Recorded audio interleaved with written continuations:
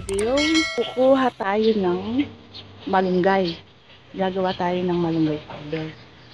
Marami tayong malunggay dito. Gagawin natin tong malunggay powder para pambenta siya. Yung mga gumagawa ng mga pandesal at nilalagay sa mga yun ang ginagamit nila, yung ginagawa natin malunggay powder. Daming malunggay dito na kailangan kumukuha tayo para mas lalo pang dumami yung kanilang mga dahon ko sa pagpitas ng mga malunggay hanggang sa paghimay, hanggang sa pagdodry at hanggang pagluluto nun. Ipapakita. Kukuha muna tayo ng malunggay para tayo ay may ibibilad. Himayin natin muna tapos ibibilad natin sa araw.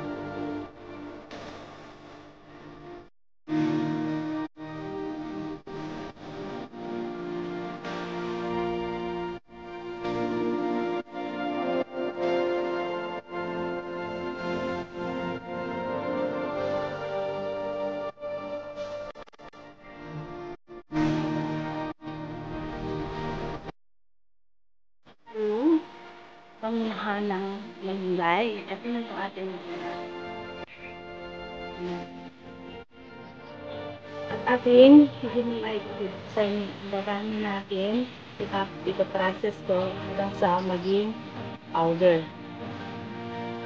Maghihimay na tayo ng malunggay para sa ating malunggay powder at ating ibibilad ito pagka-himay natin.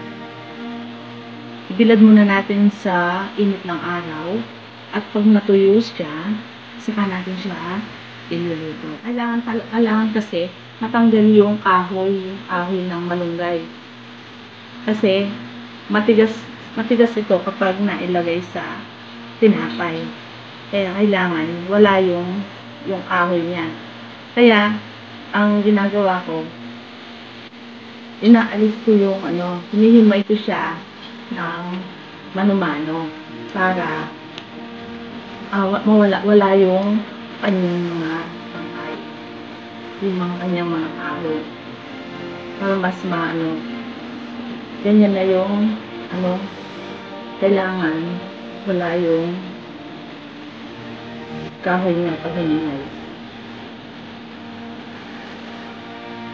Yung proseso yung paggawa nito.